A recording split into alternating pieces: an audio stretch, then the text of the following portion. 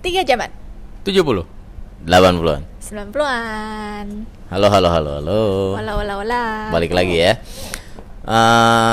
Langsung aja kita melipir sedikit ya sama melipir. Itu bahasa tahun berapa ya? Bahasa tahun sekarang lah. Tahun sekarang ya. Bukan bahasa gua doang dong.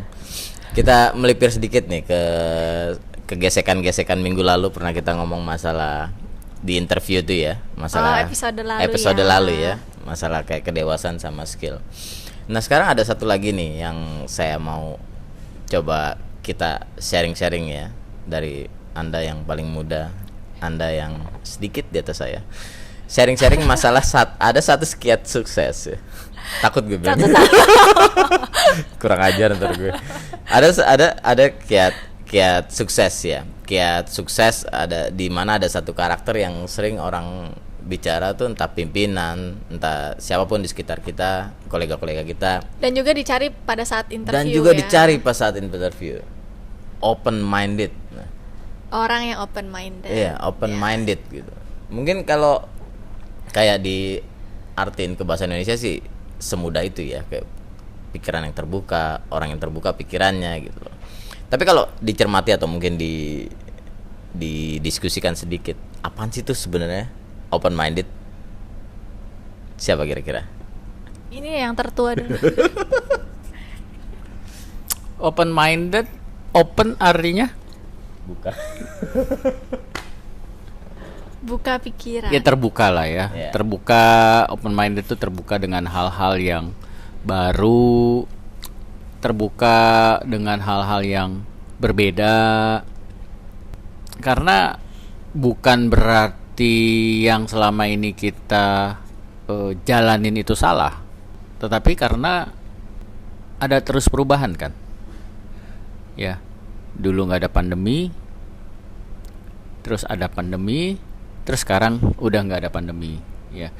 Yay. Ya kan. Kalau misalkan contoh kita nggak mau terbuka pada saat pandemi, diarahkan untuk di rumah aja.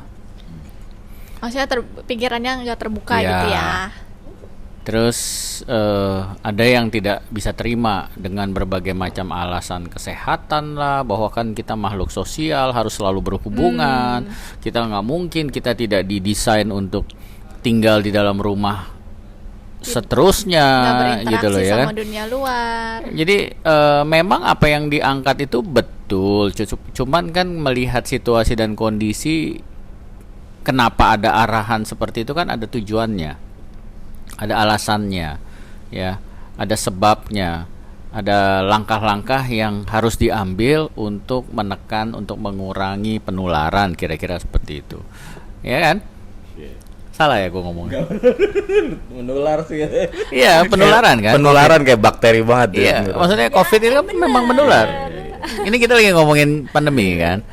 Ini juru bicara ini loh. Menteri Kesehatan. Jadi kalau kita nggak mau mencoba mencerna apa sih yang diarahkan, jadi kan berarti kan nggak terbuka itu cara berpikirnya, nggak mau tahu lah, pokoknya pendapat gue udah bener gitu kan.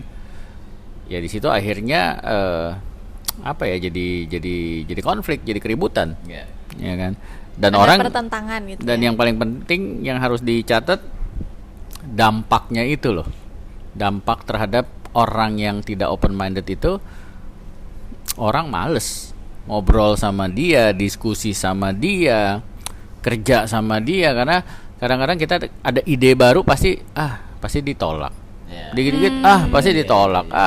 Karena dia terlalu nyaman dengan apa yang dijalankan selama ini gitu loh. Jadi kalau makanya kan selalu kita suka bilang kita harus terus bersahabat dengan perubahan. Ya, jangan dimusuhin itu perubahan, karena memang perubahan itu bagian dari hidup, sama lah seperti masalah. Perubahan dan perbedaan nggak?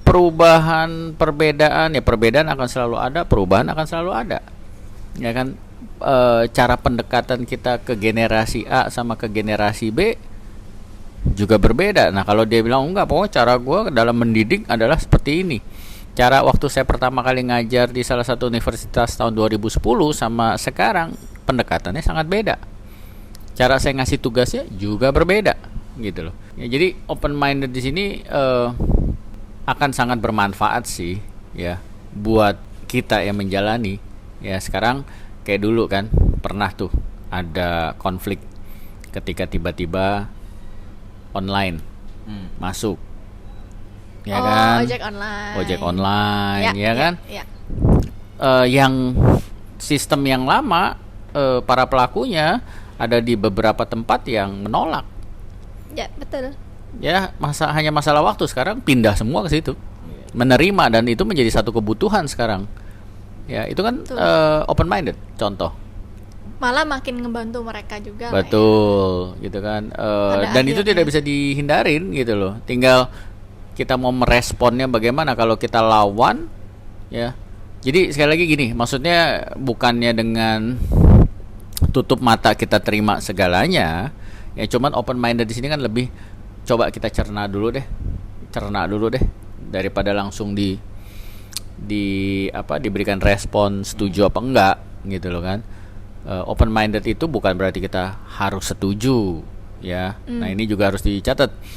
Maksudnya lebih kepada menerima, denger dulu aja, denger dulu, coba dicerna, baru kita buat keputusan mau ambil sikap mensupport, setuju atau tidak. Kira-kira itu sih ciri-ciri open minded ya. Ya, kita open minded maksudnya ke situ. Dengar dulu, kita menerima, kita cerna, baru kita tentuin kita setuju atau enggak gitu. Fania punya perspektif sendiri tentang open minded? Yang mirip sih sebenarnya. Kayak ya open to changes, open to new knowledge, open to other opinions gitu. Ya membuka diri aja sih. Dan itu juga kayaknya ada hubungannya dengan berpikir kritis juga ya. Kayak yang waktu episode berapa kita udah omongin juga. Karena dengan kayak oke, gue setujunya A nih. Terus kita ngobrol, oh si Pak Jeff bilangnya B, enggak, bukan A, Van, dia tuh B gini. Belum pada nih lagi, enggak, lu lihat nih dari sisi yang C nih begini. Terus kan itu jadi kayak apa ya, lets me think kayak oh iya ya ada sisi yang ini ya. Jangan kayak beda halnya kalau misalkan saya udah menutup diri doang, udah menutup diri duluan gitu, kayak enggak lah A, pokoknya A gitu, nggak ada B C D E lah gitu. Kalau misalkan kita open minded lebih kayak oh iya ya ada sisi B ya, cuman mungkin emang B tuh nggak seluruhnya B tuh benar gitu. Terus kayak C juga nggak seluruhnya benar. Kayak apa ya jadinya? Ya gitu sih, kayak bikin building fixing a puzzle gitu, kayak orang ketemu di tengah-tengah dari tiap kayak macam oh opini. jadi tuh ini begini tapi emang yang bagian sini tuh begini, ada kayak gitu. Kayak lebih malah jadi lebih pinter ya harusnya kita kalau misalkan open minded gitu. Betul. Gitu. Karena jadi kayaknya kan ada setiap kayak diskusi gitu, setiap keputusan, setiap opini satu sama lain itu kan selalu ada strength sama weakness-nya ya. Mungkin dengan open minded ini ketika semua orang punya sikap untuk memberi pendapatnya masing-masing dan mau menerima pendapat orang lain, bisa ketemu di tengah, bahkan ide itu bisa semakin lebih matang. And by the way, akhirnya Busway. Iya. By the way tuh by the way lagi gue. Anyway, jadi bisa dikatakan ya, ternyata di open minded ini ada sisi karakter kedewasaan juga ternyata. Kenapa ada sisi karakter kedewasaan kayak tadi Pak Dani sama Fania bilang ya. Open minded satu, mau dikritik, mau dikritisasi, mau dikasih feedback. Sebenarnya kalau kayak salah satu ciri orang yang nggak open minded sendiri tadi kan, kalau misalnya dia punya ide terus dikritik dia langsung nggak terima tuh. Langsung bukan begitu. Pendapat gue gini. Nah ya.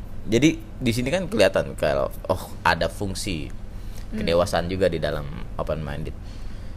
Mau mendengarkan dulu. Ya itu kan juga salah satu ciri-ciri kedewasaan juga, karakter kedewasaan yang ditumbuhin tuh, mau mendengarkan ya, untuk menjadi lebih open minded, terus mau membuka diri. Itu kan juga bukan hal yang mudah nih buat kaum introvert. Membuka dirinya selebar-lebarnya kan bukan hal yang mudah. Jadi sebenarnya nih ya bro, kalau gue tanya, lebih baik mengembangkan karakter dewasa dulu atau si open mindednya dulu dimulai? Kirain skill dulu. Episode dulu dong. Gini, ini bukan masalah dulu-duluan karena ini perjalanan. Ya makanya kan dibilang ini bukan event, tapi ini proses. Ya, it's a journey. Guys. Ya kalau event kan one time kejadian, ya pesta pernikahan. Ya kan kayak kalau di pernikahan gini nih. 2 jadi 1. Si laki dan si perempuan jadi 1 dinikahkan. Ya itu event. Tapi menyatu 2 itu proses. Jadi Dalam. Ya. Dalam. proses gimana 2 jadi banyak gitu. Menyatu itu kan berarti kan ngeblend. Gimana sih? Kayak membaur, ya kan, baik secara pikiran, cara melihat, cara membuat keputusan, sehingga pernikahannya akan berjalan terus gitu loh. Ya. Nah ini yang harus sering kali nggak dipahami. Menyatu itu dipikir ya udah tidur satu kamar artinya menyatu, nggak juga. Pergi ke satu tempat berdua artinya itu menyatu, nggak juga. Bisa aja diem-dieman, bisa aja main handphone, ya kan.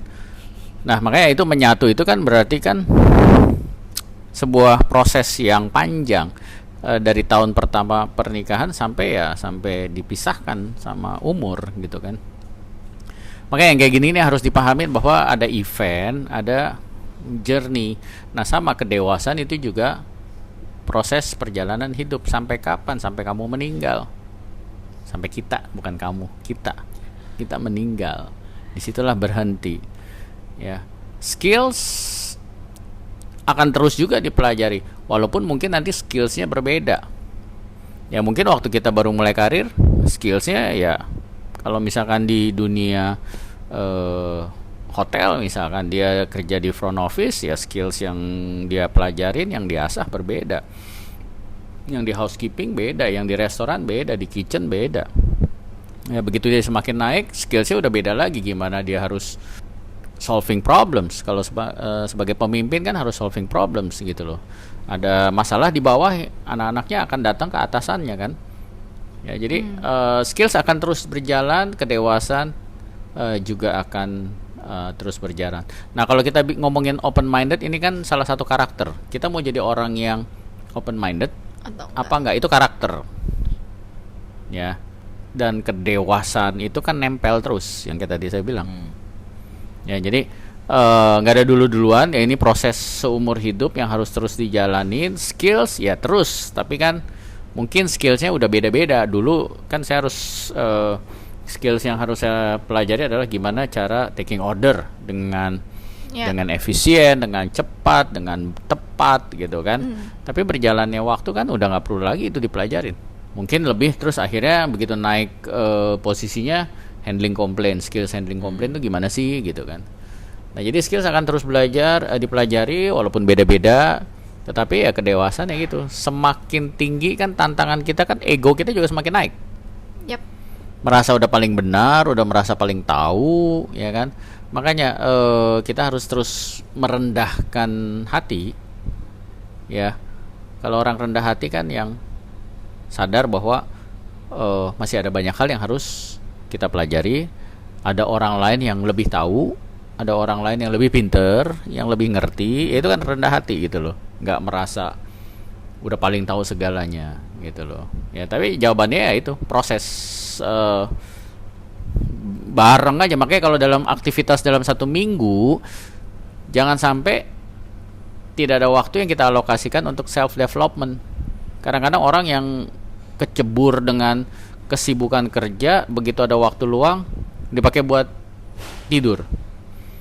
Nggak salah, dipakai untuk senang-senang, nggak salah gitu kan. Tapi yang sering lupa dijadwalkan adalah membangun diri sendiri secara sengaja. Ya kan, Pak, tapi kan saya ada pengalaman, itu ada pembelajaran. Betul, tapi kalau kamu ambil waktu untuk mereview, itu jadi pembelajaran. Tapi kalau kamu tidak ambil waktu untuk mereview, cuman yang ya udah selesai masalah, ya udah jalan aja, tidak ada review apa-apa, ya kamu sebenarnya belajarnya dikit. Belajar sih pasti belajar, tapi belajarnya pasti dikit gitu loh, nggak dalam, kira-kira begitu. dalam benar tuh ya. Yep. Jadi bisa diambil kesimpulan tentang si open minded ini adalah sebuah proses yang memang harus selalu berjalan dan harus selalu dilatih ya, dalam artian si open minded juga ini dipelajari dari bukan berarti udah kerja baru belajar open minded atau ada di dalam organisasi baru open minded, tapi dari masa dini pun harus sudah mulai mencoba Betul. menerima atau membuka terhadap hal-hal baru. Dan ini yang mungkin sering banyak dilupakan sama orang tua. Karena seperti yang Pak Jeff bilang, ini sejak dini. Karena gini loh, open minded itu kan nggak otomatis. Tiba-tiba lahir kita jadi orang yang langsung open minded kan nggak mungkin. Ya kan, tetapi harus diajarin, terus dilatih. Ya. Sama lah, segala macam karakter yang kita pilih, mau jadi jujur aja harus dilatih kan. Untuk berbohong gak usah diajarin lah, lihatnya anak-anak tanpa diajarin tiba-tiba dia bisa kok berbohong gitu. Tetapi justru yang positif ini yang harus diajarin. Mau jadi orang yang punya karakter disiplin harus diajarin sejak dini. Jadi orang yang terbiasa nurut, taat, itu juga harus diajarin sejak dini, sehingga pada saat dia dewasa, pada saat dia posisinya tinggi, sudah terbiasa untuk mendengarkan, untuk taat. Karena ada banyak orang yang karena tidak dilatih dari awal, begitu gede udah merasa posisi tinggi, udah nggak mau suruh nurut, makin susah, struggle dia. Sama open minded juga gitu, sudah dibiasakan gitu loh ya, sejak dini, sejak SD, walaupun sedikit-sedikit lah ya, kan banyak hal tuh yang kita ajarkan nilai-nilai ya, SD, SMP, karena sehingga akhirnya terbiasa untuk mendengarkan ya. Jadi kita harus ajarin, enggak, kamu dengerin dulu ya. Waktu kecil masih muda lebih mudah diarahkan. Iya. Ya, kamu dengerin papa dulu, diam dulu. Oke, dengerin ya. Barusan papa ngomong apa? Ini oke. Ya, walaupun dia mungkin belum ngerti. Iya. Ya, tapi itunya kan kita latih nih. Jadi dia terbiasa, oh sama bokap gue pasti gue digini nih, gue suruh diem, gue disuruh ulangin lagi, ya kan. Tapi sebenarnya kan kita tahu targetnya bukan hanya dia diem, tetapi mental yang kita bangun untuk sehingga suatu hari nanti terbiasa jadi orang yang udah biasa, jadi udah jadi apa yang otomatis. Iya. Ya kan, itu jadi otomatis. Orang jadi heran, kok lu bisa? Ya mungkin dia nggak sadar, ternyata sudah dididik sejak dini. Iya. Gitu. Menarik ya. Satu kata yang sering kita dengar tapi pas dijabarin panjang dan dalam banget tuh tentang si open minded. Oke, Fania, ada tambahan lagi? Sudah. Saya amazed dengan apa yang pada nih Iya, ngomongin. nggak nyangka gue sedalam itu juga. Iya. Nggak nyangka juga setua ini ternyata masih banyak hal juga yang belum dipahami dalam. Tua ya. tuh subjektif sih, Pak. Iya, tapi tua is tua. Okay, that's it for this episode. Guys. Thank you for listening. Bye bye. Thank you, bye.